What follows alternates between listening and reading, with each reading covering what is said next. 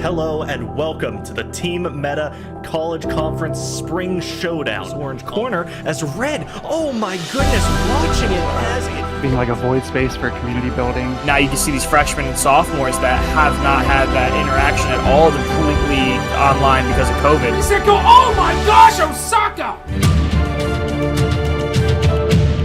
Welcome back to Age of Coronavirus College Edition. I'm your host, Chase Kurtz. And joining us today is Aram Howard. He's a senior at the University of Alabama studying marketing. He's also the current president of the University of Alabama Esports Club. Plans to pursue a career in esports management post-graduation. And Aram, why don't you just tell us how you started the process of becoming this president for this club? Was it an easy step for University of Alabama? It was not an easy step, but I actually got involved in my sophomore year. I joined the Overwatch team. I was playing competitively on some various amateur teams. One of my friends said, "Hey, there's a team at the university." So I actually joined the club. It was pretty small at that point. I think we just had a couple different games. Joined the club, found out it was something that I really enjoyed. At the time, I was actually an electrical engineering major. Enjoyed it so much that I got involved as an officer position, started planning events for the club, and actually changed my major to marketing and decided that esports was something I wanted to pursue. And this past year, I was actually elected president, which I'm very grateful for. And it's kind of just been an incredible experience and opportunity through and through. Well, what was it about esports that just clicked for you? Well, I've enjoyed video games my entire life. I've always been a bit of a gamer, and it wasn't really until I got to college that I discovered, okay, this is something that isn't just for fun anymore. You can kind of make a career out of this. There is a whole industry that's kind of starting to pop up. So I mean, it's something I loved. It's something that wasn't going to be made fun of for playing video games anymore when I'm making a career out of it. The stigma's over. Exactly. Yeah, that's probably the better way to put it. There was no more stigma. It's something where, hey, why not do what I love, right? I wasn't enjoying engineering. Yeah. Let's go to esports. Now, is there a way that you're combining what you've learned through engineering to the esports club? So it's funny you say that because I used to be I did electrical engineering, which has a lot to do with computer science and such. The amounts that is similar to kind of electrical engineering and just kind of the mindset of how things work is fairly similar to it has correlations to broadcast. So I do a lot of technical work doing broadcasts and setting up audio cables and all the different things that go into making a live broadcast, which we do every day when we're streaming on Twitch. So there is some mentality that carries over. You said you got like 13 different titles. What are the games and how do you pick them? Sure. We have Dota 2, we have Hearthstone, we have Counter-Strike, we have Valorant, Fortnite, PUBG, Overwatch, R6 Siege, Rocket League, League of Legends, Smite, Apex Legends, Call of Duty. Now, that is quite a roster. Yes. So, I mean, really, the way that we pick games is we ask ourselves a couple questions. Do we have people in the community who want to play it? Right. There has to be players who obviously want to play. Are there opportunities for our players to compete?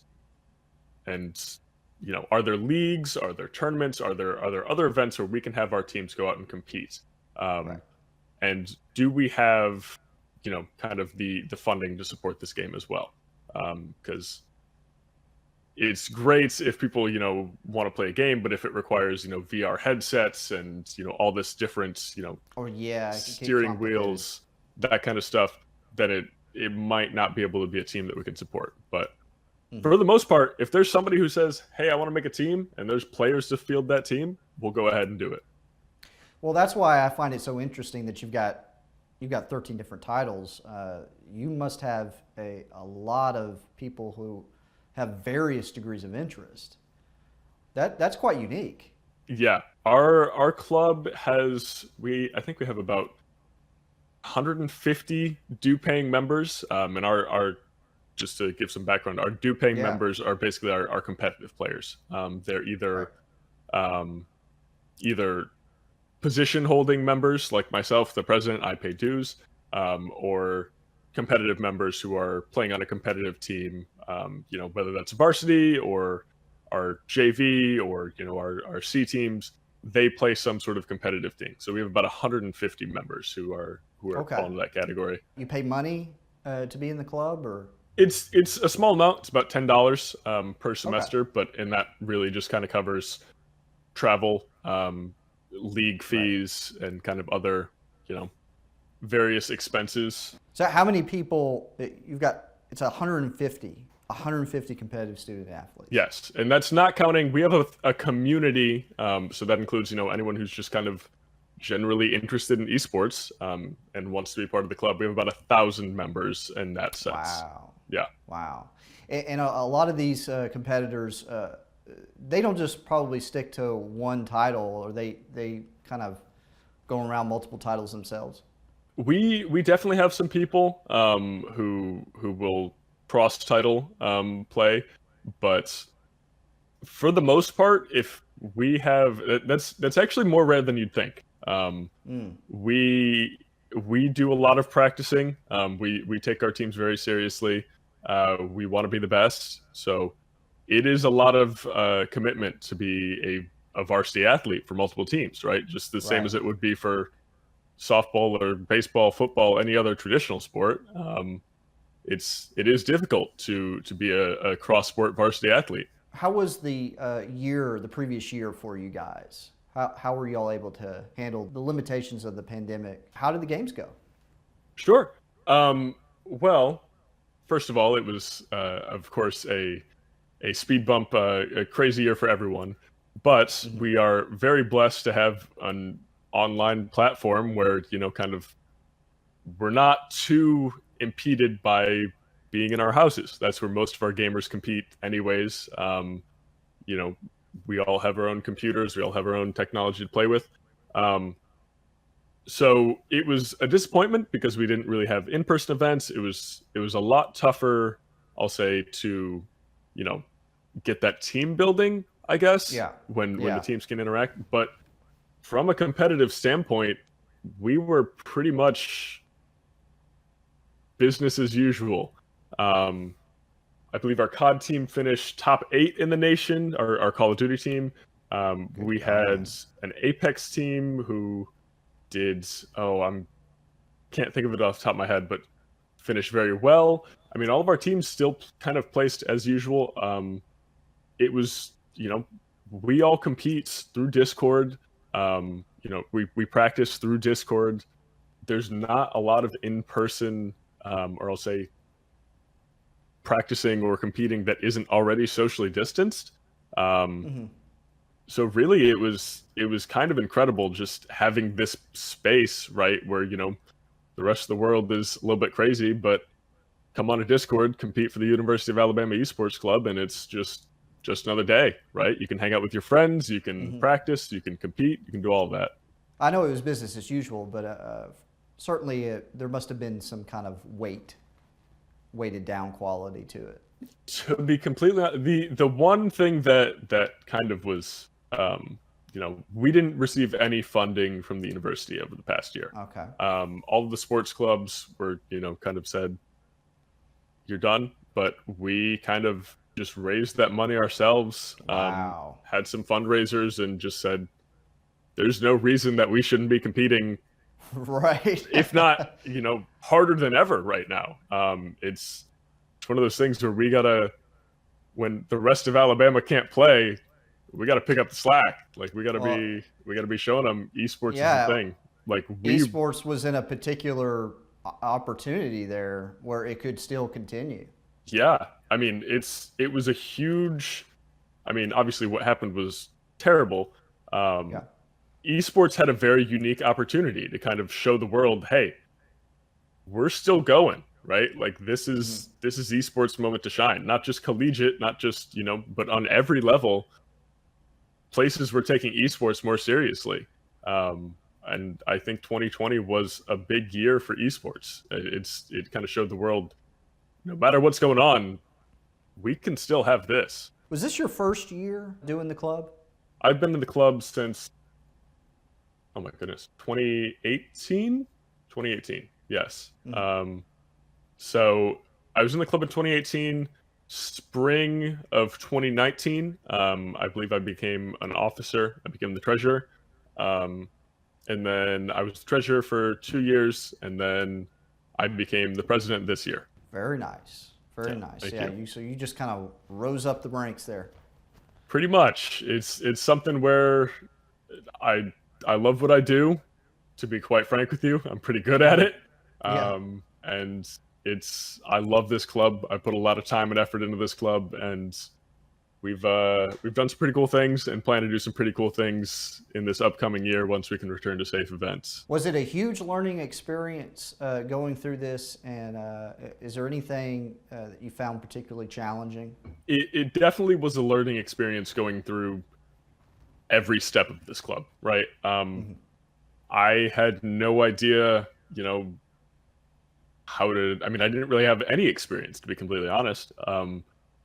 Pretty much everything that I've learned from this club, which is, led me to get career entrance position, jobs and such, was kind of, I don't want to say self-taught, but, we kind of figured it out together. Myself and the other officers and our managers and coordinators just kind of, okay, let's figure out how to do this thing. Nobody's going to come in and run esports for us. We got to figure it out. So, Right. figuring out how to plan a full-on LAN event I was the event manager at the time. I don't have experience. I have experience throwing a LAN party in my basement, but that's a little bit different than having a whole organized, produced competition at a collegiate level. But at the same time, oh, sorry, go ahead. Were you feeling the pressure at all? Absolutely. That's what I want to hear. Oh yeah. We had anywhere like upwards in the tens of thousands of, kind of computers and peripherals and everything just kind of, being shipped and sent and set up, and internet being organized and broadcast being organized. And I'm sitting here a sophomore, I think. Maybe I was a junior. Time has gotten away from me, but just trying to figure out how to get all these puzzle pieces to fit together, right? It was months of planning. It was the day of was one of the most hectic days of my life, but that was the day, and I can remember with vivid clarity. At the end of it, I was like, all right, this is what I'm doing for work. Like, this is my career now. I love this. There's nothing in the world like it. And just, I can't get enough of it. I'm so excited to return to in-person events. It has taught me so much, and I've been very blessed to be able to help pass that knowledge on to other people. As the president, I'm on my way out. Time to teach, the new guard how to run it all. It's a very cool thing, and esports has kind of been the root of all that. There's definitely a level of creation involved when you put something together like that, an event, a club.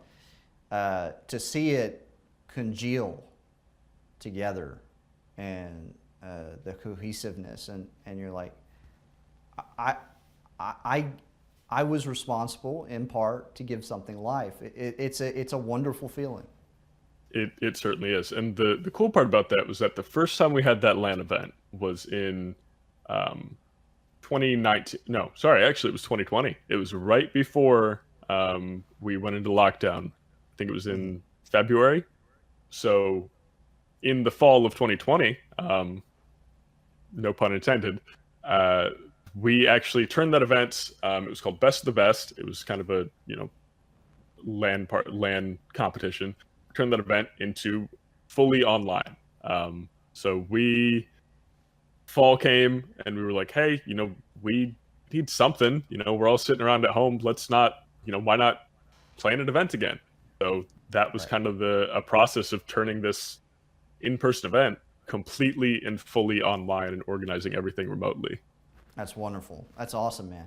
I hate to do this, but we got to end the show real quick. Sure thing. But Aram, thank you so much for joining us today. We really loved hearing this experience of putting together something quite special. And you know, you're at the beginning. Esports is still at its infancy. It's just unreal. We appreciate having you on the show. Thank you so much for having me. I appreciate it immensely. It's always great to talk about esports. And if anybody is watching this who goes to the University of Alabama, check out our club. Do it. Check out Aram's club right now. Hey everybody, welcome back to the show. I'm your host Chase Kurtz. Just got back from vacation in Florida. My skin is peeling, but I'm a new man. So, you know, you got to do what you got to do. And with us today, we have Nicholas Alverson. He is the Esports Head Coach for a team in University of Pikeville in Kentucky. He started his career after graduating with a degree in the science of game design at Full Sail University, and previously worked for other colleges as well as Dignitas Esports as an analyst and a writer.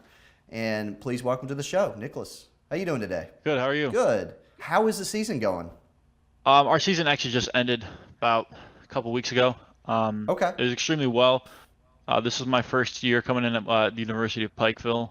I think we had a full roster of 16 students, and 10 of them were seniors. So, you know, at the collegiate world, there's a lot of revolving doors. So a lot of the new students I just got to meet and build rapport with and build a relationship with are out the door already. So it's a big recruitment season for us. When I used to do plays, you built this camaraderie, this family, and then it's just really sad to see it go. You kind of do build this family-esque, as you see in other traditional sports, you know, football, baseball.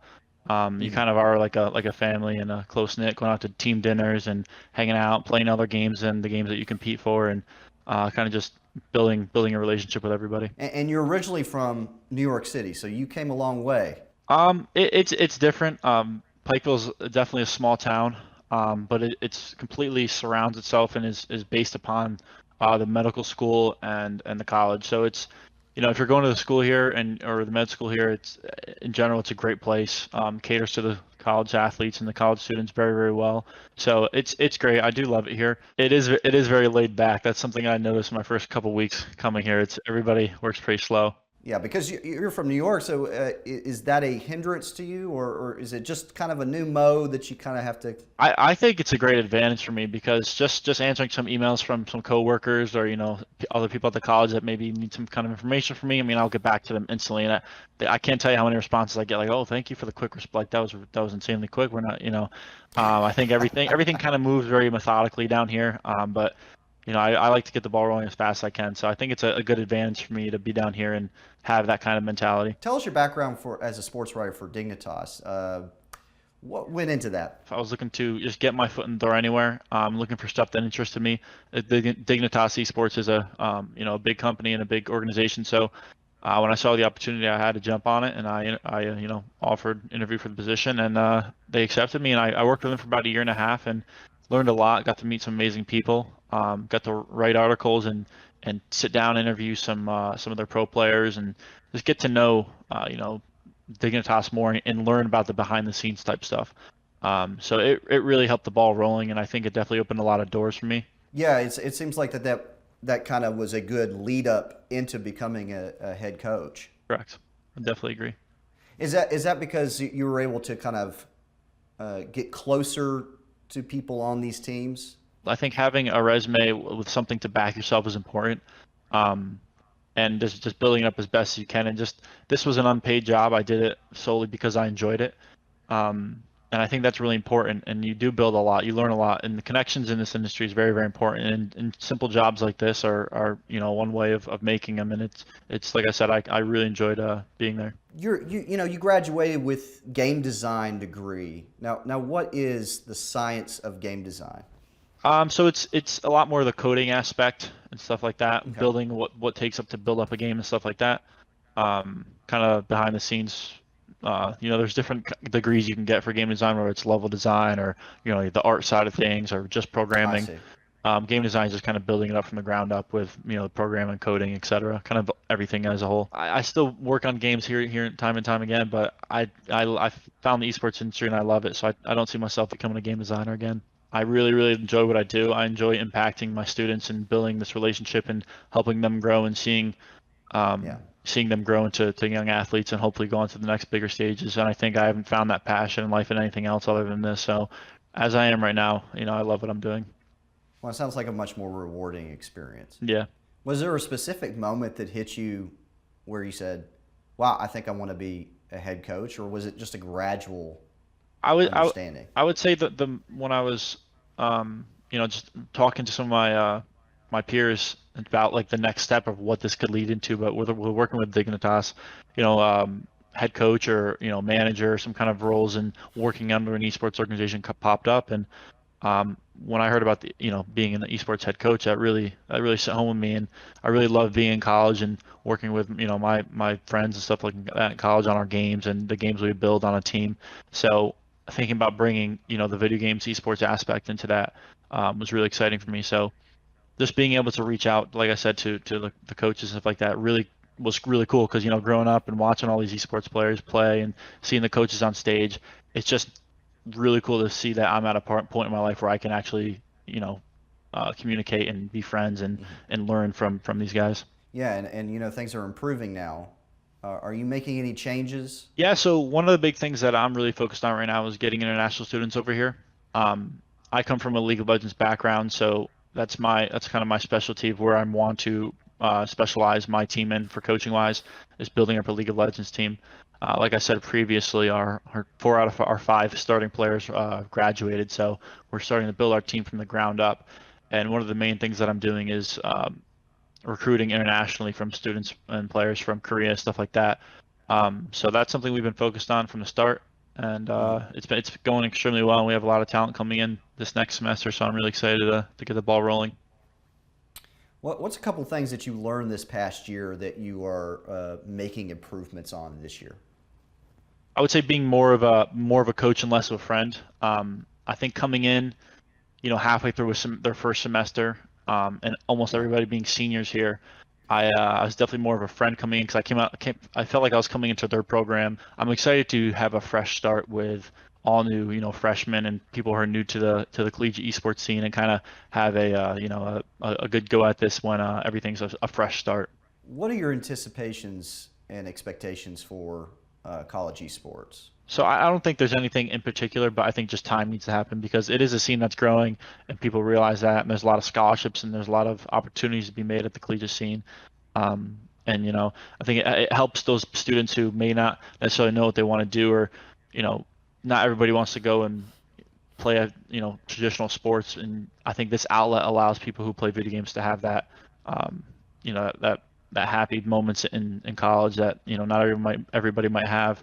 Students that we had recently, he came here as I think a low high gold player in League of Legends, and he left a diamond player, and he was easily one of our strongest players that we had, and he's just grown so much from the time of him being here. So there's plenty of students who come in here and think that, I'm a lower ranked than what you guys are really looking for, and that's fine. We have first, second, third teams that we're looking to build up. So it's quite all right to be lower ranked. Don't be afraid. Don't think that you're not good enough, because you can get there. I've seen it countless times. You can surely get there. Getting back on the horse when you fail, and there's Definitely. nothing wrong with failing. Failing is part of becoming successful. Yeah, I'm just getting this job at UPike. And I had a handful of job opportunities, and I decided to go with UPike mainly because of their values in the esports team that they've built so far, and I was really excited to be a part of it. But there's countless interviews that I did have that didn't fall through with a job, and all it did was make me want to find the right spot for me even more. Before we go, I love asking this question because I get to know where they come from. From your childhood, what is the best game you've ever played? The best game I've ever played, it has to be Fallout 3. It's definitely my favorite game. I definitely have the most hours clocked in on that one.